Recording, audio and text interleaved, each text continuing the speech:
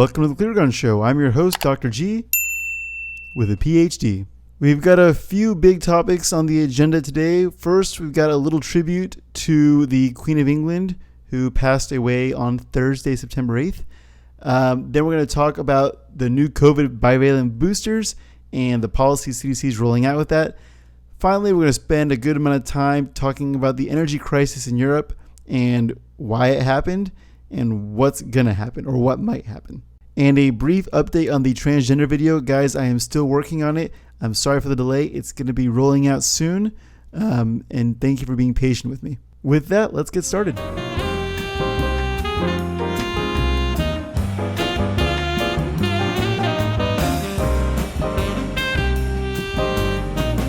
On Thursday, September 8th, Queen Elizabeth II passed away. She was a remarkable woman, ascending to the throne in 1952 at the age of 25.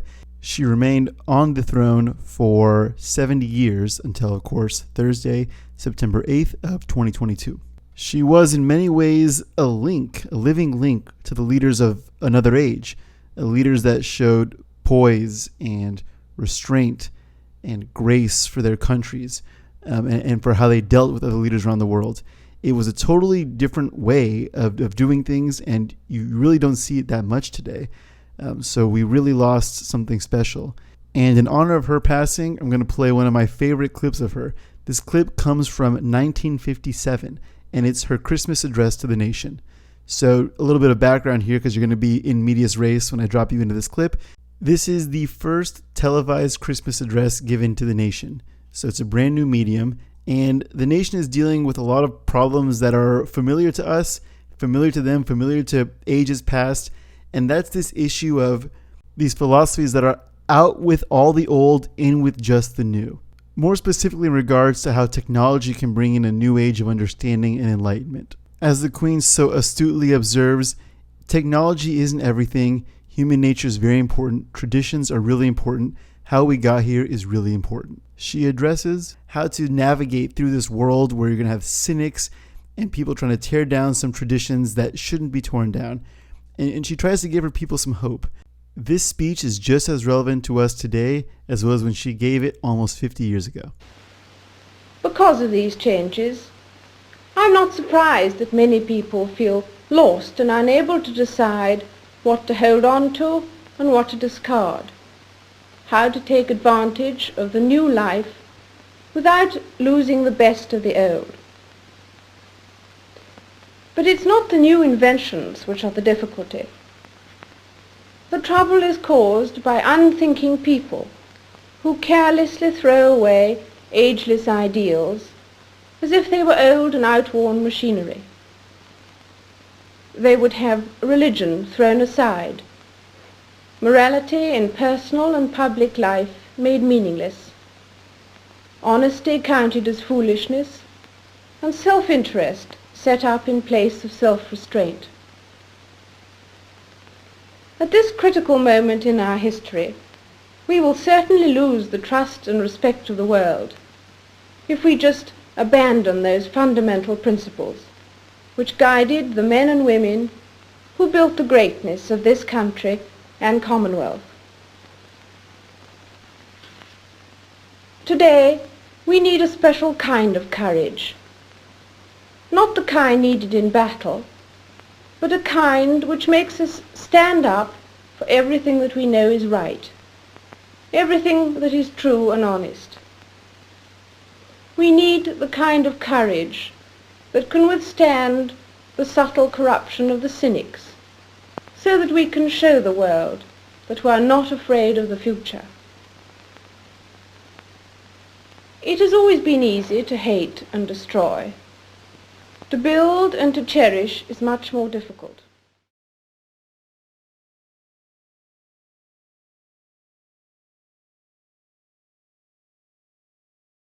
Let's start off with a bit of breaking COVID news for this week. Here is the CDC Director's debrief in its totality. Thank you for joining today's Director Debrief. Updated COVID-19 vaccines are now available to every American aged 12 and older who has received their primary series. CDC now recommends Pfizer-BioNTech's updated COVID-19 vaccines for people ages 12 and older, and Moderna's updated COVID-19 vaccines for people ages 18 and older. Half of the updated vaccine formula targets the original SARS-CoV-2 strain, and the other half of that vaccine targets BA.4 and BA.5 Omicron variants. Right now, as 99% of circulating virus in the United States are BA.5 and BA.4, updating these vaccines to match the circulating variants helps us to be better protected against these variants and future variants. Data from studies on over 1,700 people who received a bivalent COVID-19 vaccine demonstrated an increased immune response and broad protection against known variants. Data have repeatedly demonstrated that being up to date on your COVID-19 vaccination provides protection against severe illness and death from COVID-19, especially for those over the age of 50 and others at high risk of severe disease. I strongly encourage everyone to stay up to date on their COVID-19 vaccines and for everyone over 12 to get an updated COVID-19 vaccine this fall. So the director is talking about these new bivalent vaccines. So what is a bivalent vaccine? It's a vaccine that works by stimulating an immune response against two different antigens, such as two different viruses or other microorganisms. For example, Cervarix is a bivalent vaccine that helps protect the body against infection with two different types of human papillomaviruses. This is all well and good, but the director made an extremely misleading remark, and I'm going to replay for you guys right here. Data from studies on over 1,700 people who received a bivalent COVID-19 vaccine demonstrated an increased immune response and broad protection against known. If you're just casually listening, it sounds like she's saying the B4 and B5 the new vaccines, the new bivalent vaccines, that those were tested on 1,700 people. That's actually not true. Hopefully I can stand corrected on this, and if anyone here knows or has seen the study and can put it in the link or put the link in the comments for a study, a clinical trial study on the bivalent vaccine for BA4 or BA5, just put it in the comments. I'd love to be corrected. But I don't think I will, because let's take a look at the September 1st CDC PowerPoint from Evidence to Recommendations Framework for the Bivalent COVID-19 Vaccine Booster. Now this sucker is 131 slides long. The link is in the description if you guys want to read it. But here on slide 28, last bullet point, there is no clinical trial data for bivalent boosters with BA4 or BA5 available to date. So no clinical trials. But furthermore, I want to do a couple of other slides here before moving to another COVID video. There's a slide on potential myocarditis risk following the bivalent booster. And in this slide, they say the risk for myocarditis following this is unknown. On slide 42, the CDC uses VAERS data. And please, YouTube gods, please do not strike this video down. The only video I have that wasn't successfully appealed was my VAERS episode. But this is the CDC slideshow. They're using VAERS data. I'm just reading what it says. If you look here on dose 2 from the primary series, this is myocarditis incidence per 1 million people. Super high in males after dose 2 in the primary series. So at the very least, we should proceed with caution maybe, right? For males aged 12 to 15, myocarditis risk after primary dose 2 was 47.1 per 1 million. For ages 16 to 17, 78.7 per 1 million. 18 to 24, 39.3 per 1 million. These numbers are super high, okay? Even at the very bottom of the slide, they have the estimated background risk of myocarditis, and it's 0.2 to 2.2 per 1 million. So these numbers are multiple times higher.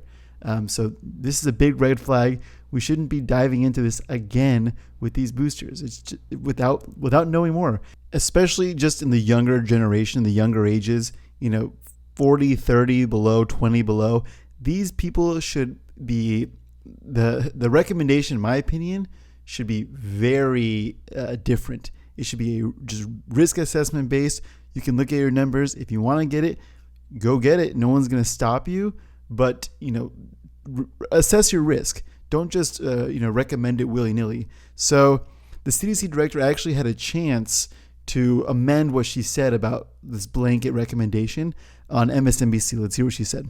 Right now. Dr. Paul Offit, an infectious disease and vaccine expert at the Children's Hospital of Philadelphia, he's also a member of the FDA Advisory Committee, has been critical of this updated booster. He says that a healthy young person really is unlikely to even benefit from a booster dose. It should be targeted more specifically to those who really are most likely to benefit. And I wonder if you agree with that assessment and whether just even saying that adds to what's been, as you know, an ongoing criticism of CDC messaging that COVID vaccines, COVID itself, the messaging has been confusing. So first, deep respect to Dr. Offit. Here's what I will say about our updated vaccine. We are simplifying our message. The message is you need to get your fall booster vaccine. So go ahead and get it. If you're over the age of 12, if you've received your primary series, if you're more than 2 months out of your last shot, you can get an updated vaccine. And so we've intentionally simplified the message so it's very, very clear. It's also all that had to be said was, yeah, he's right. Or acknowledge the fact that there can be some nuance, and maybe we shouldn't recommend it to everybody. Maybe we should recommend it to this particular population. And why should we do it based on these trials? Evidence-based recommendations would be great. Speaking of those recommendations, actually, there was a CNBC article published August 31st where Dr. Walensky kind of explained why the rush, without clinical trials, why are we rushing this? And basically, the consequences could be worse if we wait. What are we waiting for? More data. So let's see what she had to say a little more in the article. Quoting Dr. Walensky, if we wait for those data to emerge in human data, not just mice data, we'll be using what I would consider to be a potentially outdated vaccine. The article again notes that the FDA based its decision off real-world evidence of existing COVID vaccine safety, plus clinical trial data of earlier bivalent vaccines targeting older forms of Omicron and current lab data on the BA.5 shot in mice. So basically, the new data is in mice. Everything else is old data from old vaccines. And that's what the FDA used to approve this new vaccine. In my opinion, this is not the best way to regain trust in public. If anyone just goes and looks this up, they're going to ask why the rush. It's not going to make sense to them for this disease. And I think it's going to be kind of hard to explain. The CDC actually does so much more than COVID, but they continue to make COVID the face of CDC and the COVID response the face of CDC. And that is an ugly face right now. The way they're handling it is just not good, and they're losing trust all over the place. And that loss of trust is going to extend to other branches of the CDC that are otherwise doing great work, and work that we need to cite and to understand population dynamics. And important work is just going to be overshadowed by the way that they're handling COVID. Before going to our other major stories, I'm just going to leave you this one hilarious clip. In this clip, we kind of have the four horsemen here of the COVID response. We have HHS Secretary Becerra, bottom left, Anthony Fauci, top left, Rochelle Walensky, top right, and Ashish Jha, which is the new COVID leader in the Biden administration, bottom right.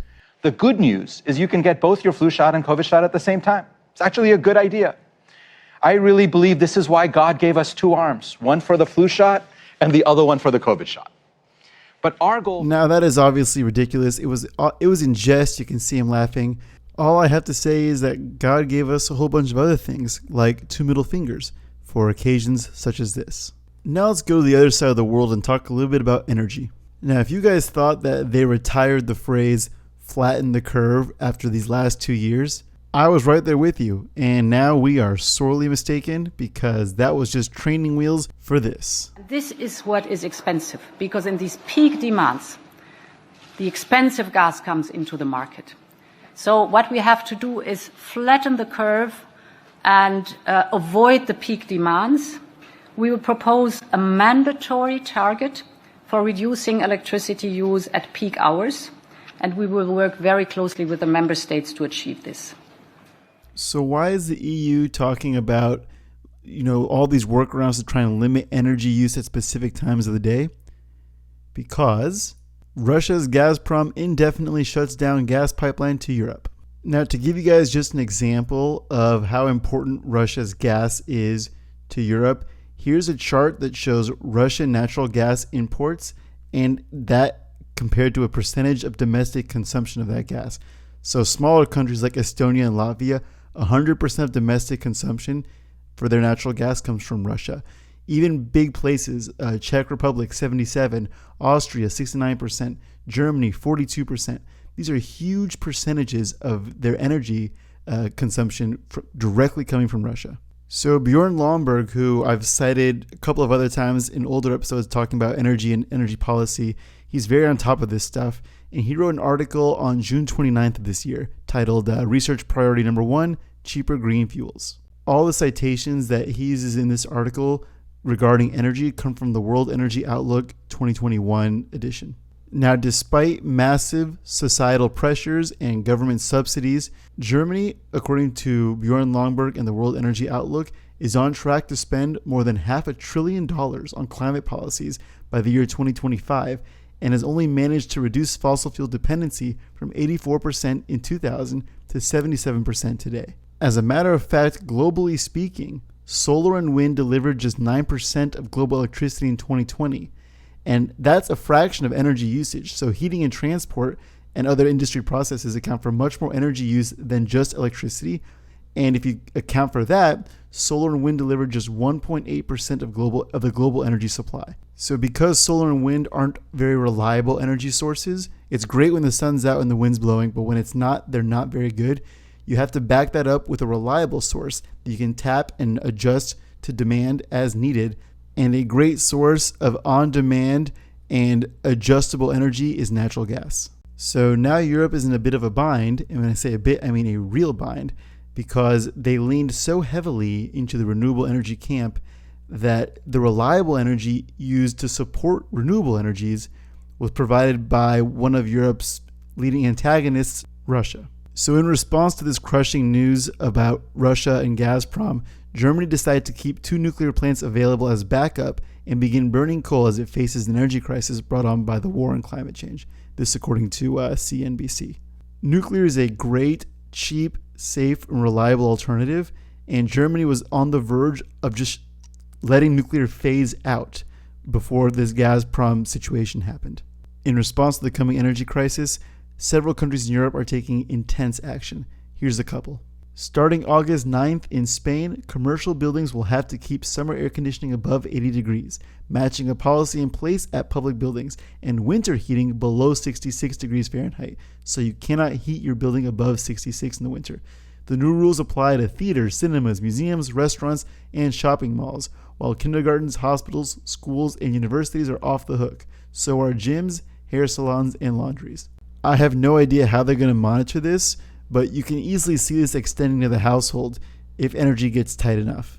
Switzerland is considering massive fines, especially if the country is forced to ration gas because of the Ukraine war or other events going on in Europe.